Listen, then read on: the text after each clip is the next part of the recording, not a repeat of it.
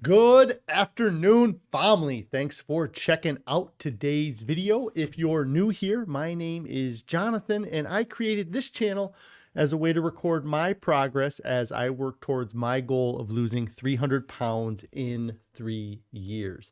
If you'd like to join the family, hit that subscribe button down below. Also, click on the bell icon so you get alerted when I go live or post new videos.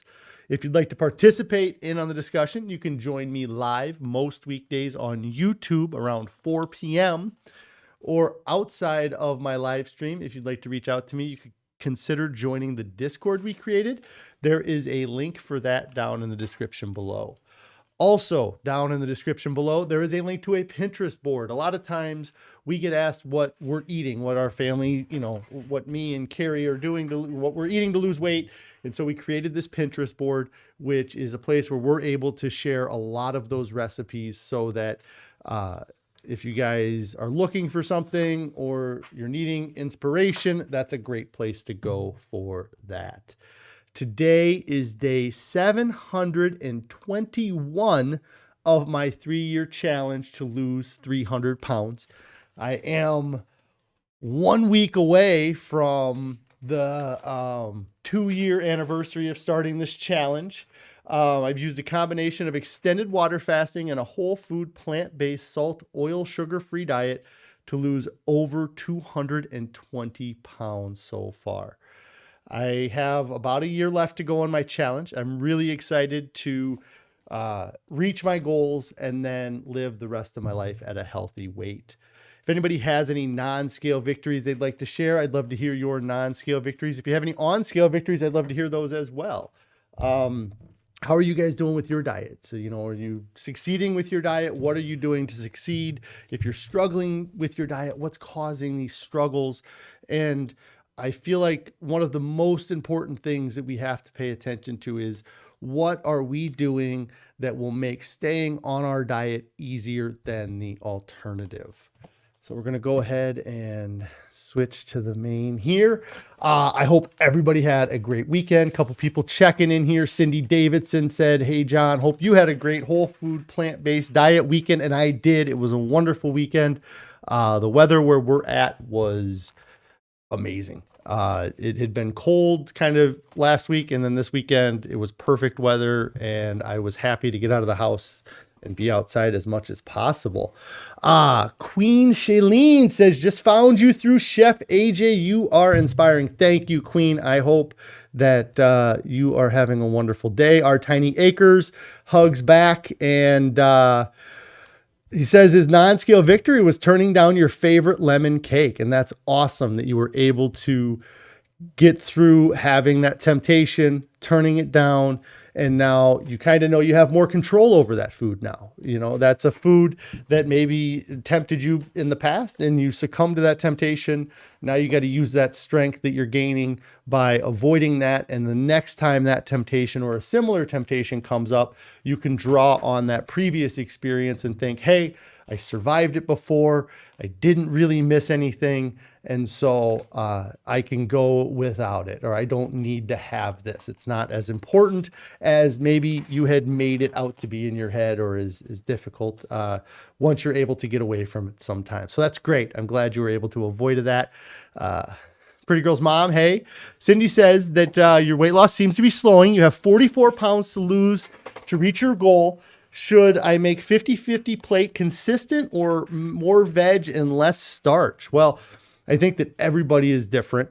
And you have to look at what you've been eating. If you've been at a stalemate and everything else is good, start looking at the higher calorie dense foods, or the foods that you tend to be eating more volume of or getting more calories from, and decide if you still need to have those.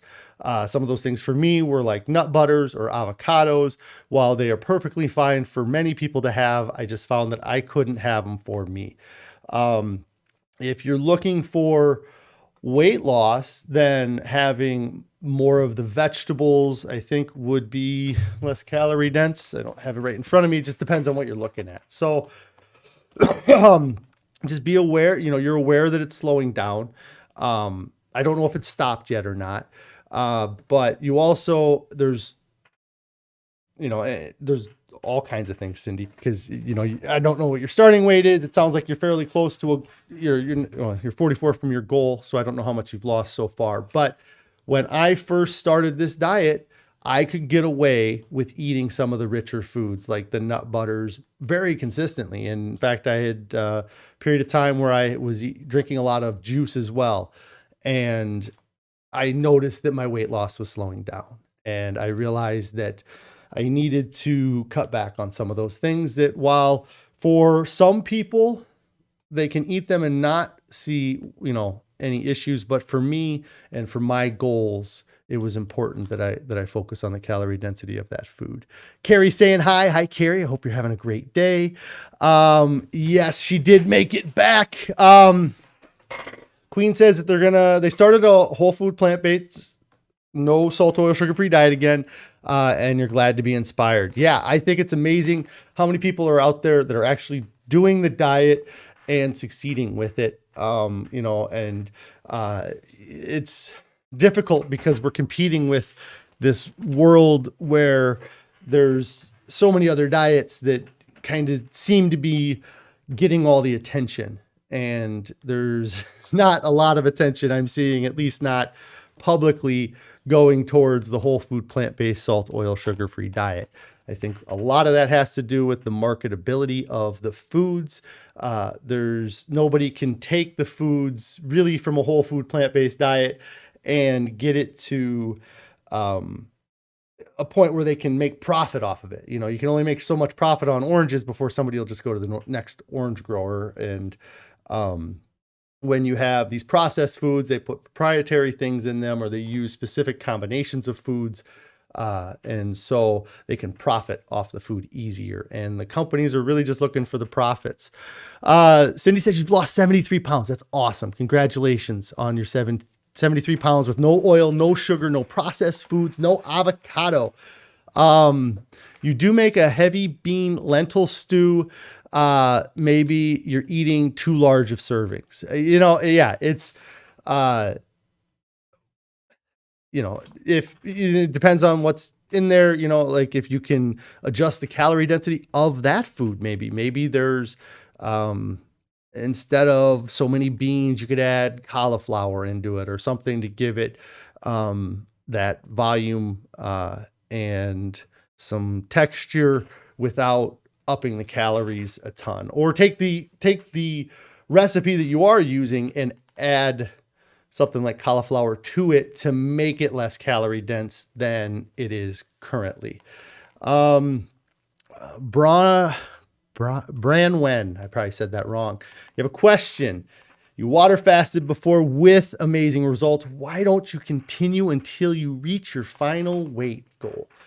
Yeah, that is a big kind of thing. That was my intention. When I started this channel, my whole goal was to fast my way down to my goal weight. And that, I was going to do rolling 72s or do 5 days of fasting and eat on the weekends, or figure some sort of way to do it by fasting my way to the goal weight.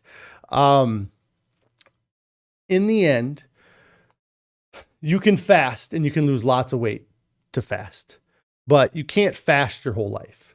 And when I had done a fast prior to this, I had done a 30-day fast. I was above 460. I'm not exactly sure. I might've been 480. I lost about 60 pounds doing a 30-day water fast. When I finished that water fast, I had in my head that I was going to eat a keto diet. And when I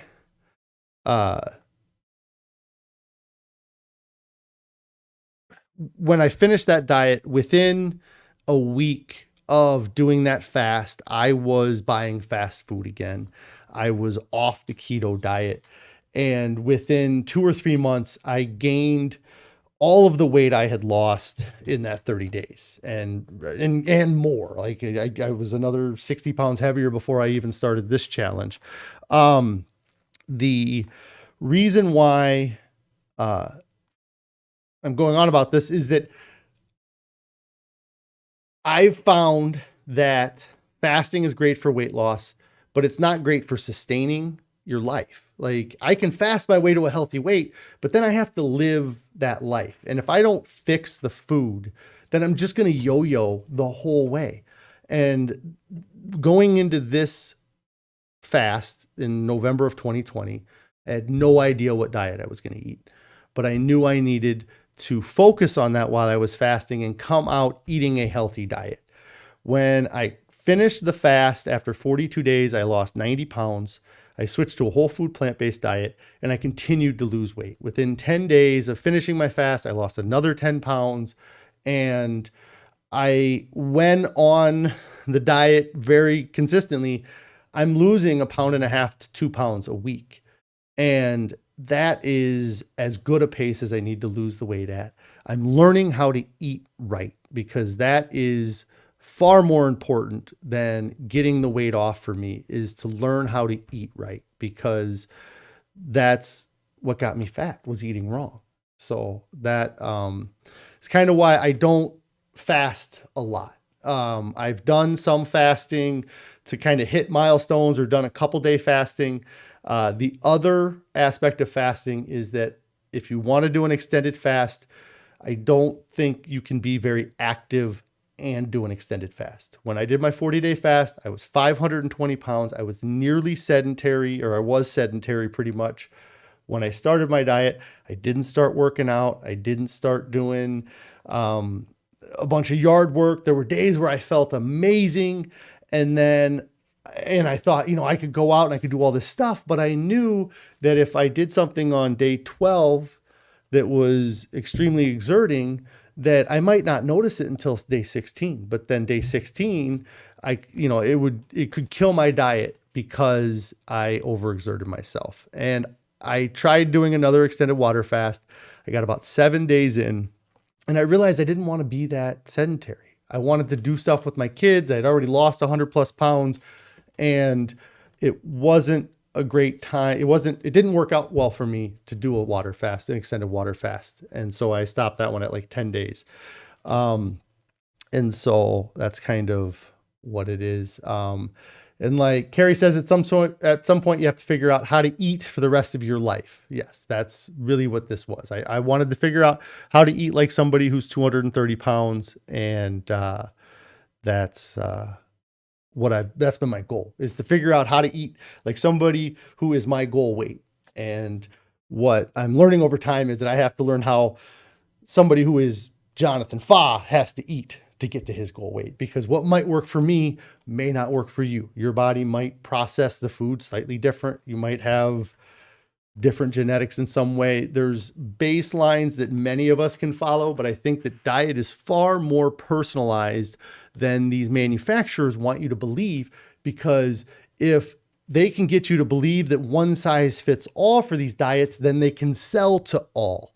If they had to say, well, this diet only works for people who have this genetic background, or live in this region, or do this, then it limits their customer base, and they want a wide customer base, not a narrow customer base. So many of these diets are designed for masses and not for individuals. And we get stuck into that trap with that.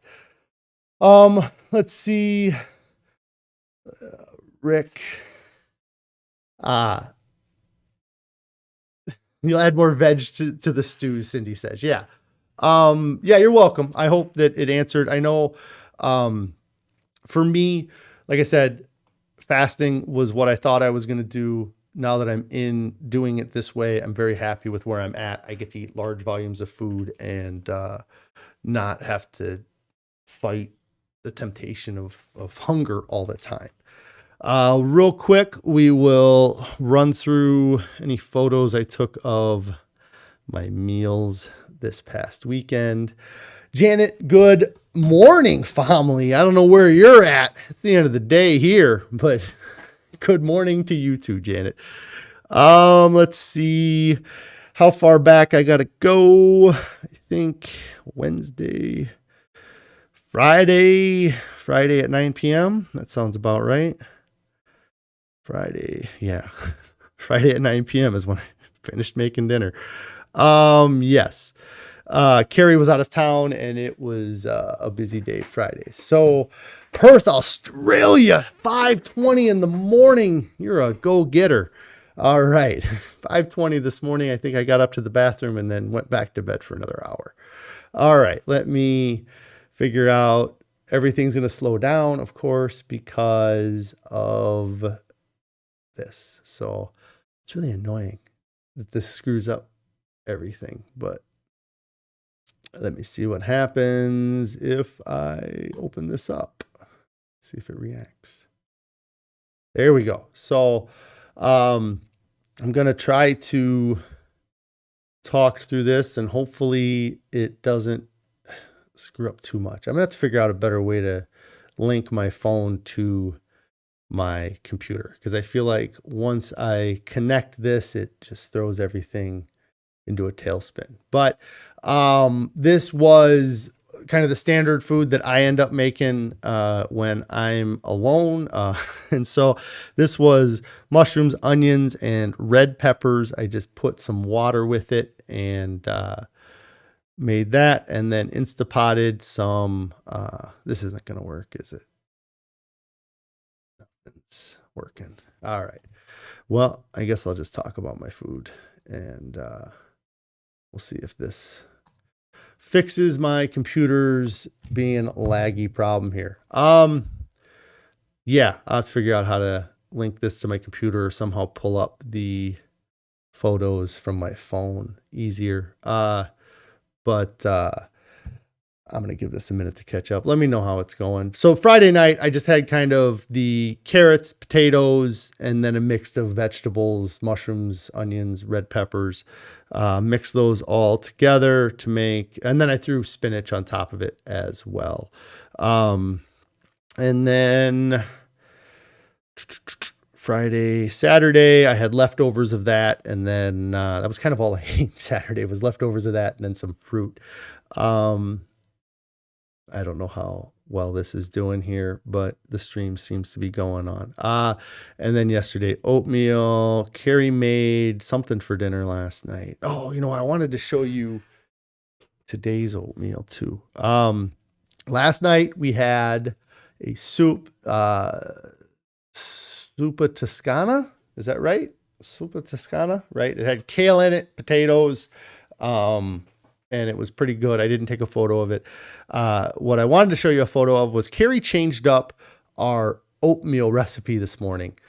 She tried to pick up some mushrooms late last night and they were out of mushrooms or they didn't have the mushrooms she was looking for. So today when she went to make the oatmeal, instead of mushrooms, she put carrots in it and it was really good. I really liked it. It kind of gave it a little bit of a chicken noodle soup kind of taste to it. And so I was a big fan of having carrots in it this morning. I don't know if we will continue to put carrots in it, but I did not mind it at all. I was kind of sad that we were not going to have the mushrooms, but the carrots definitely helped out and made it work. And then, Zupa Toscana. That is what Carrie said we had for dinner last night. And then I had just potatoes and broccoli today at lunch.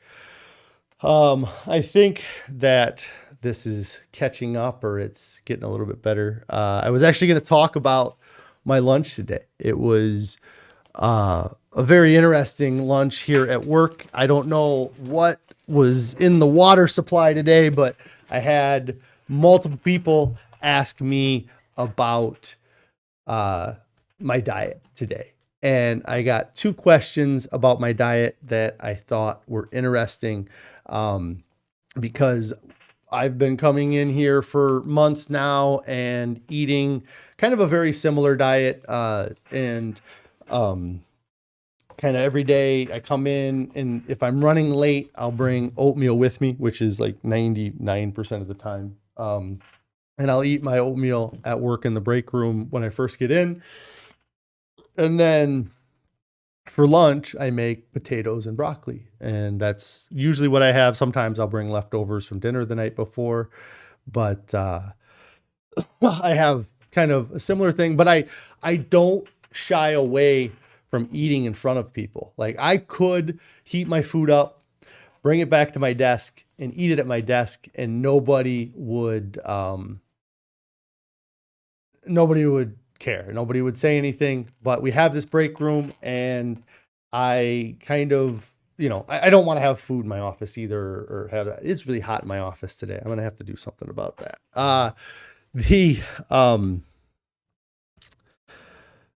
so I sit in the break room and I eat in front of people, and I don't mind. And sometimes I get asked questions, and today I got asked a couple questions. And, the first question I got asked, and I thought I would go over, was they asked me if I just eat 2 meals a day. They were like, so the food that you eat at work, is that like all the food you eat all day? And, I got explaining to them, I got into a conversation with them about calorie density, because, I feel like that was the appropriate, because I think he was probably under the impression that I just ate a real big bowl of oatmeal and a big bowl of potatoes, and then I didn't eat anything the rest of the day.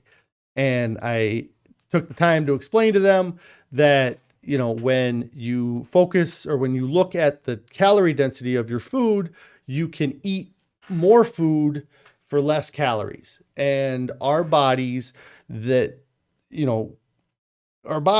strive to get a certain volume of food every day. If you were to write down everything you ate for the next 2 weeks and then take the weight of that food, it would probably even out to about, the same amount of weight each day, or close to a similar amount of weight each day that you eat in quantity of food.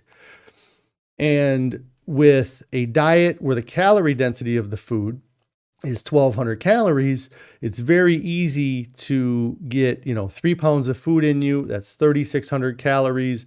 And you are eating at a surplus with that 3 pounds of food. If you change that, and instead of doing 1,200 calories a pound, you do 600 calories a pound, then you eat 3 pounds of food and you're at 1,800 calories. And I could eat 6 pounds of food before I actually got to the point where I have the same number of calories that I consumed of the higher calorie dense foods. And that knowledge, I think, is very important, that people need to understand that we strive for a volume of food. You could give me 10,000 calorie candy bars, and I would eat them until I had 4 pounds of 10,000 calorie candy bars in my stomach. And it really makes sense to me, because for me, I've always had this, I'm never satisfied feeling with the amount of food I eat. You put a pizza in front of me and I would continue to eat that pizza until there was no more pizza left. I felt like I could never find the cap for the amount of food I can eat. And now I can work towards reaching that cap and not worry so much about the calorie density, because the food is, it's going to be easier for me to stay in a deficit. And then the other thing I talked to him about too with the calorie density is that the foods that we eat, when you eat highly processed foods, your body can take the calories from that highly processed foods very quickly. And so like if you were to consume 200 calories of corn syrup, your body is going to absorb 200 calories from that corn syrup. If you took 200 calories of corn, your body's not going to get 200 calories from that corn. Like just because it went into your mouth doesn't mean your body absorbs 100% of the nutrients when the food is unprocessed. When you process the foods, you start taking the fiber out of it, and you start increasing the calorie density of the foods. You dehydrate it, you throw oils in it, and sugar on top of it it increases the calorie density of that food, but it also increases the absorbability of those foods into your system. When you eat a more plant-based diet, your body has to break through those walls of that food to actually get to the nutrients. So you can kind of increase or decrease the amount of nutrients your body would get from the food based on how much you chew, I would imagine, in some ways, because that's the only way to unlock the nutrients in whole foods is for us to chew them. In processed foods, all we have to do to unlock the calories from it is to just get it in our stomach. We don't even have to chew a lot of those foods. Cindy asks, what kind of work do you do? I work in an office for a moving company. We do household goods moving. Carrie said that she was worried that I wouldn't have enough potatoes and broccoli at work today, and it makes you feel better. Yeah, I had 3 or 4 potatoes that I had in the fridge over the weekend, and then I had a bag of broccoli. I had a whole bag of broccoli too. Like I'm always amazed, and I think that's part of the reason why the coworker was asking me about how much food I eat, because I was eating a whole bag of broccoli. But I looked at it, and it looks to me like a whole bag of broccoli is about 120 calories. So that is not a whole lot of calories with that. Rick says audio's fine. Yeah, and then Carrie says that, she'd be so confused as to why she would still be hungry after she went and had a 1,200 calorie fast food meal. Like, you're sitting there going, I looked up the nutrients facts. It says it's 1,200 calories, but it's, I'm still hungry. It's all I was supposed to have for that meal. I'm still hungry. And when you eat the processed foods, I think Janet's saying here that you end up continuing to be hungry and unsatisfied because that you're continually hungry. Like, that is, a big part of this diet. The other question I got today, and I think it's an important one, they came in and they kind of made a joke about, because it's an interesting kind of atmosphere at work with it, because it's so different, it's such a different diet. But they came in and they're like, what are you eating today? And I was like, oh, I'm having potatoes and broccoli. Surprise, surprise. And they said, so where do you get your flavor with the potatoes and broccoli? And I looked at him and I said, the broccoli and the potatoes is where I get the flavor.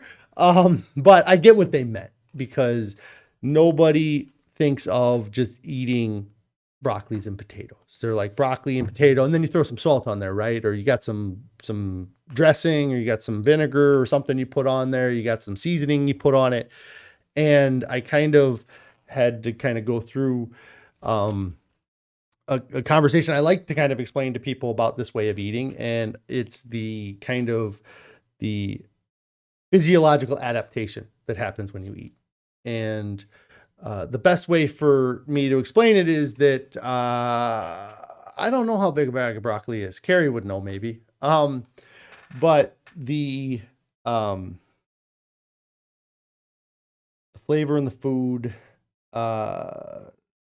so everybody can kind of, how your eyes work. And if you are standing out in the sunlight, you're outside, and you walk into a room that is very dimly lit or has no lighting in it, when you first walk into that room, you are kind of blind. You can't see anything, you're disoriented a little bit, but there's nothing, you can't see anything because it's so dark in the room and you came from this bright room.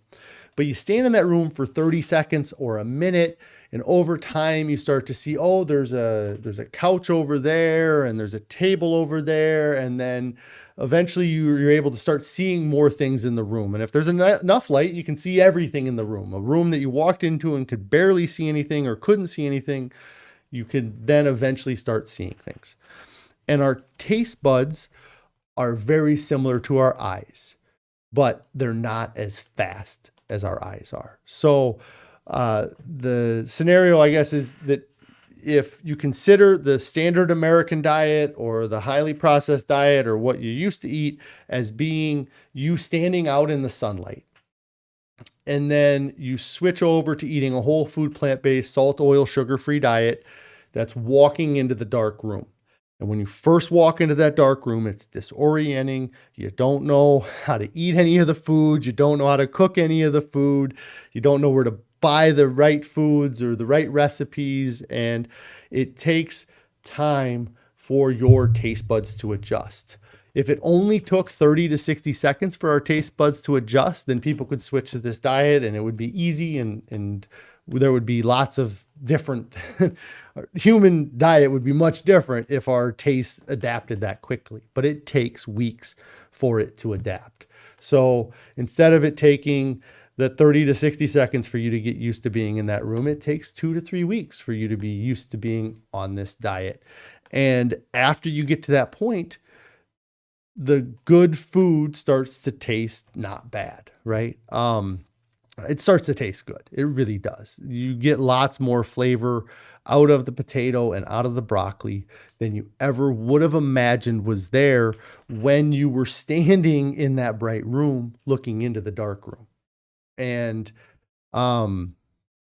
so that was an interesting kind of lunch I had today, that I had multiple people kind of come up and start conversations about it.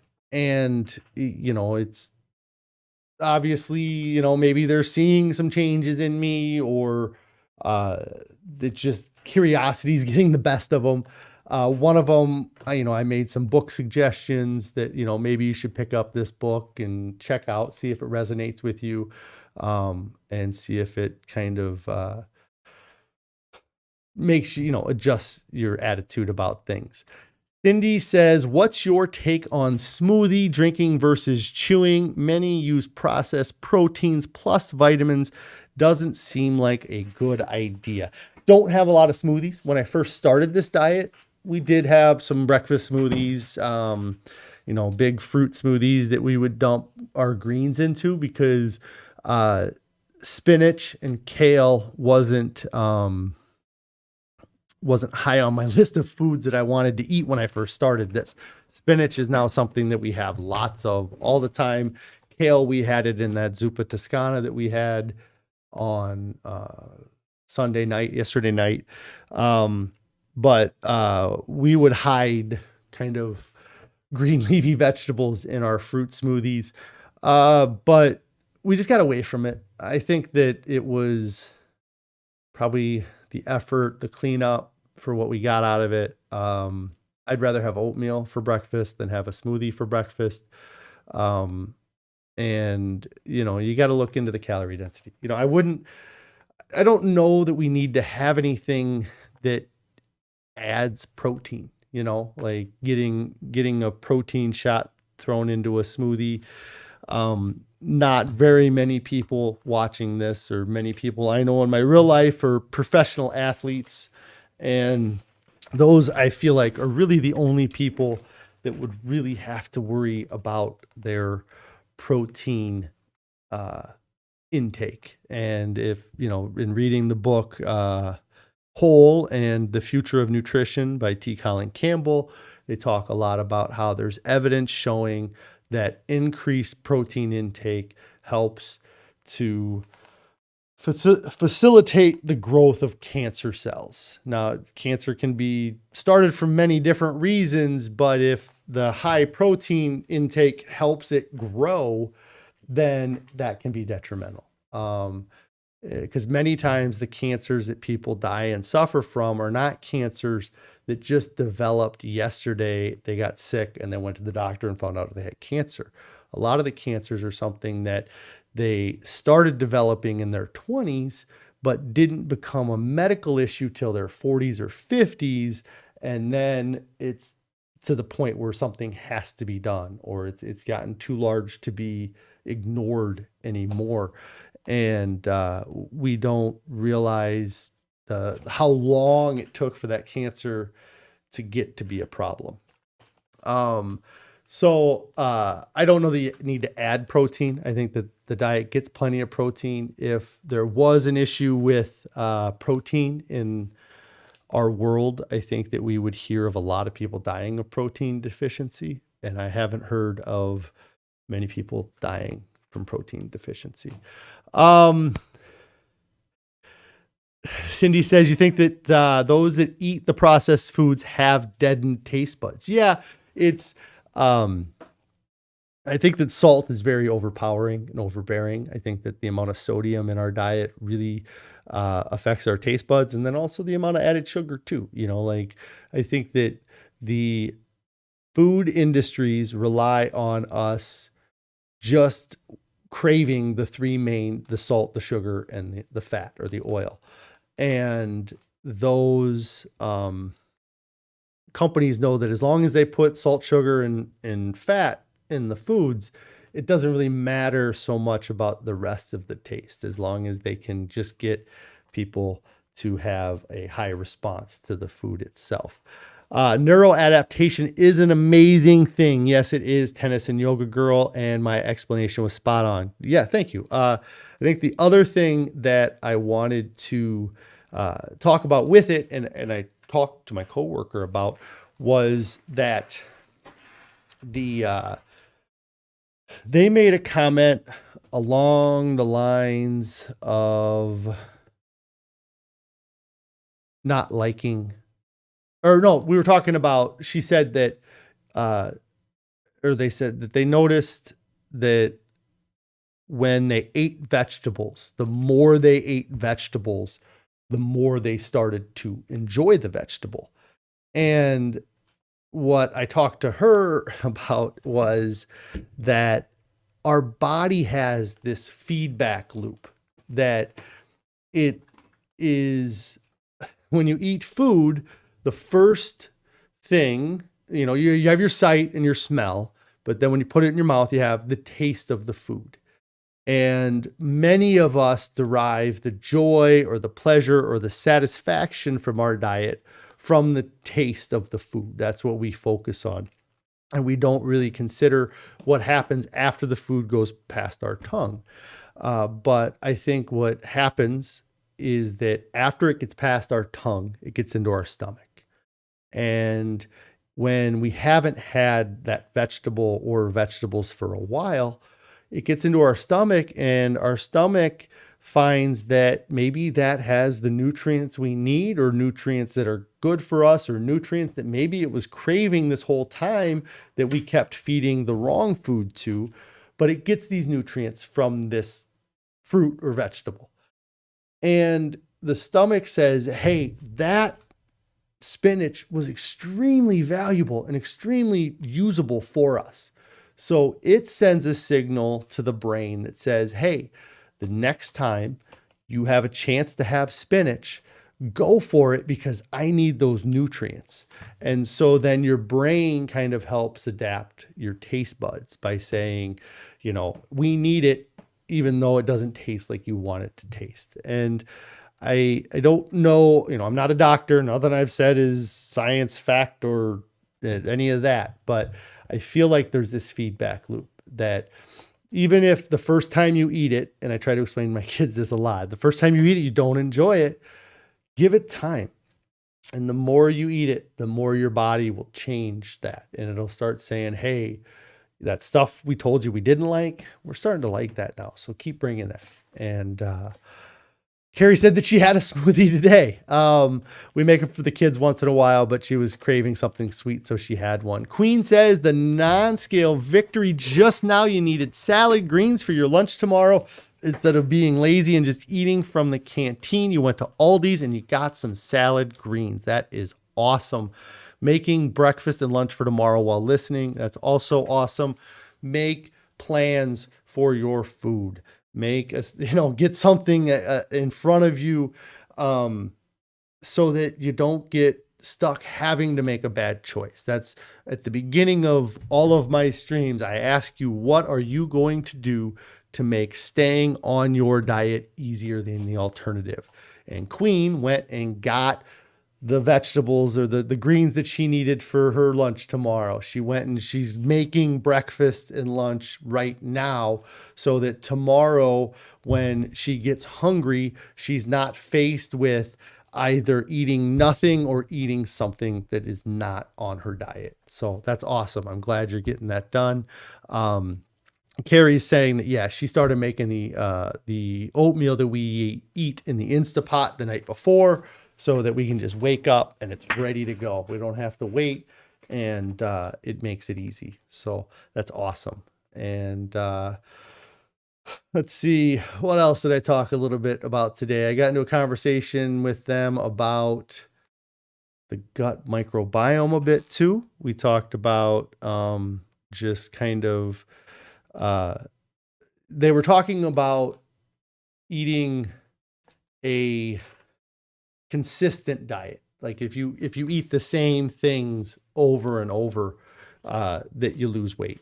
And I'm not sure where they got that from. And what I explained to them, why I thought maybe that makes sense, is that when you eat the same foods, your body gets better at processing them.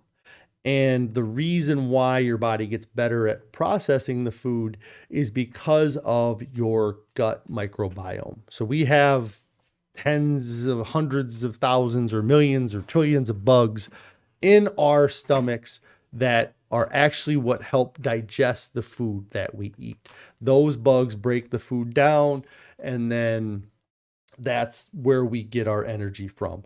And it's not just one type of bug that we have in our stomach. There's an incredible variety of bugs that we have, and those bugs all have different skill sets as far as what kind of foods they can break down or what kind of foods that help them grow in your body.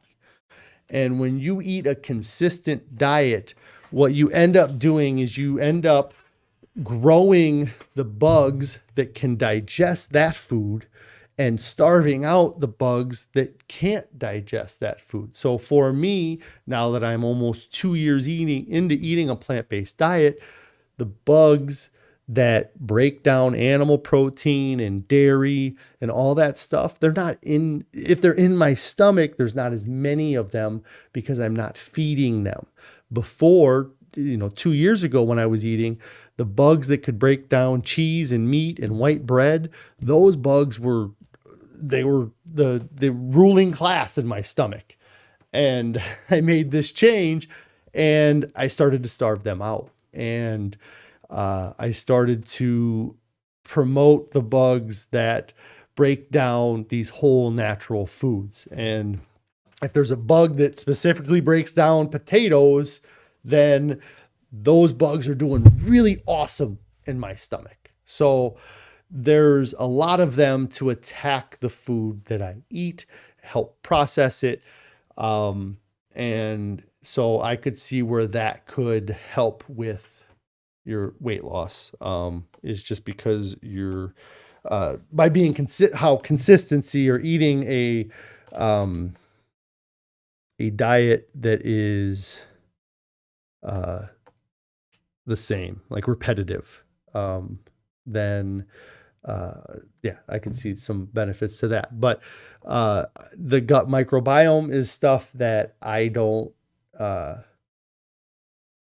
might have, knew there were bugs in your gut a decade ago, but I didn't understand it the way I do now. And I don't think that science understood it the way that science understands it now. And it's great to see doctors like Dr. Will Bolshewitz that do a good job of explaining how it works to the rest of us, because it's not something that we were ever really taught in school. Like, I don't know that I was taught about gut microbiome in any part of my schooling. So yeah, it was kind of neat today to have some of my coworkers asking questions. I don't know that it'll change anybody's diets, but it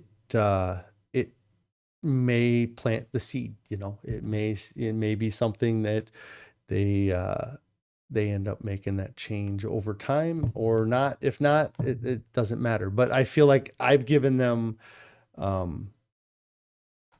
information maybe they didn't have before, or a way to think about something that they hadn't thought of in that way before as well. Let's see. I think that's going to be it for me today.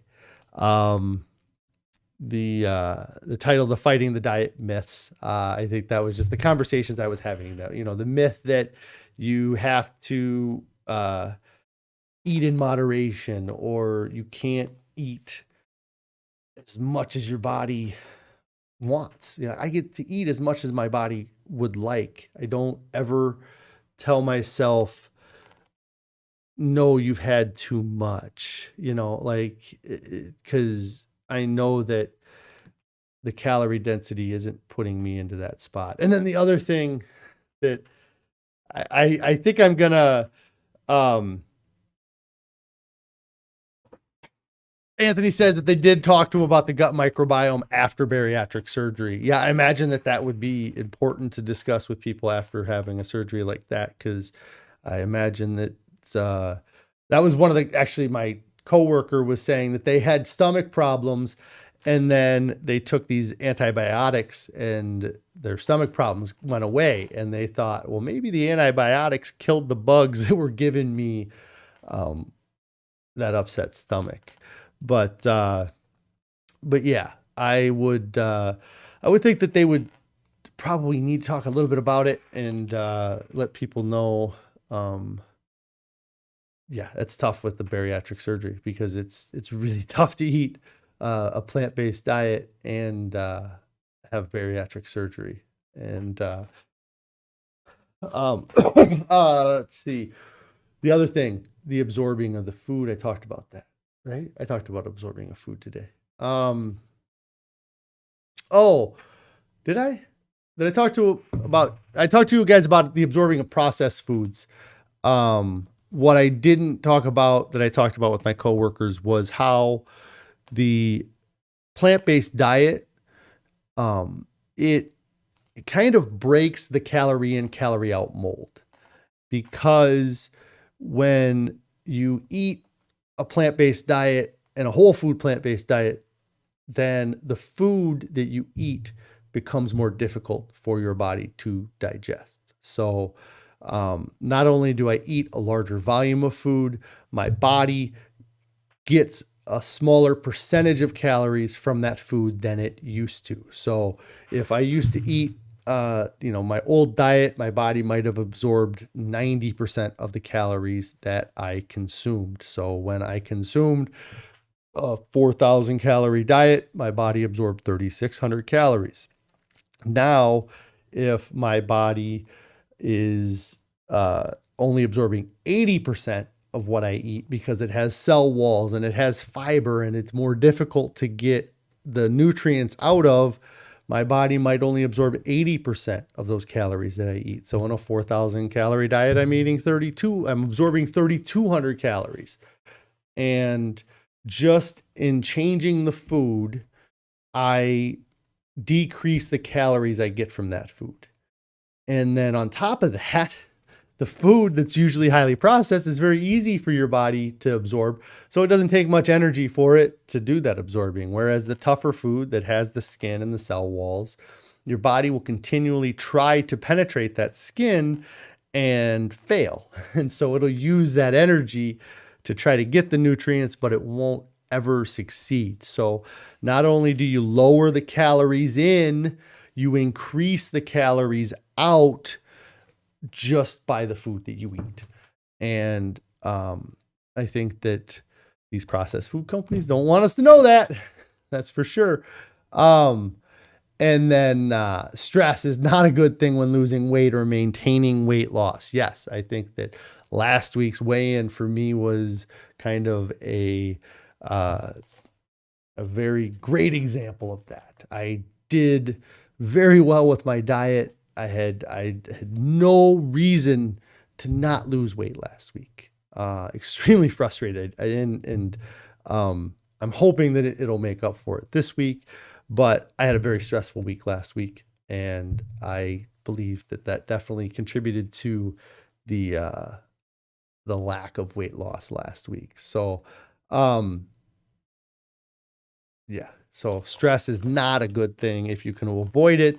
Obviously, it's not 100% avoidable, but if you can try to find ways to reduce stress outside of those stressful situations, like meditate in the morning or try to find time to address the stressful issues or find a way to get away from it for a little bit. So, yeah, that was kind of everything I talked about at lunch today. And I ended up eating a cold bowl of potatoes. It wasn't that cold. It was fine. But I did enjoy that they approached me. They asked me questions about it. And like I said, I hope I can rub off a little bit on them. But yeah, I will definitely be getting out of here this time. Thanks again. Thanks everybody for supporting my channel. Thank you to all of the new channel members since I was on Chef AJ's show last week. I appreciate all you guys. And yes, Pretty Girl's mom up in the 20s again. That is awesome. I love seeing the numbers, and I appreciate all of your guys' questions. It really helps the conversation happen here.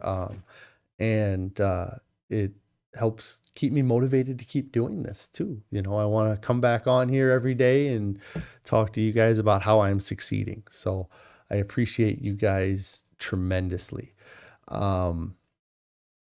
Make sure you hit that subscribe button if you haven't subscribed already. Hit the thumbs up for the like this video.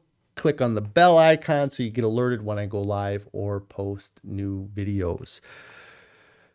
If you haven't started your diet yet, get started now. There's nothing coming up that's more important than your health and your overall well-being. Nobody gets to their goals, looks back and says, I wish I would have started.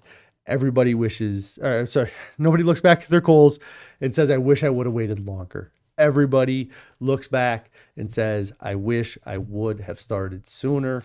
And I'm the same way. I absolutely wish I would have started sooner. So get started right now, guys. I will be on tomorrow. I should be live all week. So I will talk to you tomorrow. Thanks, everybody. Have a great night.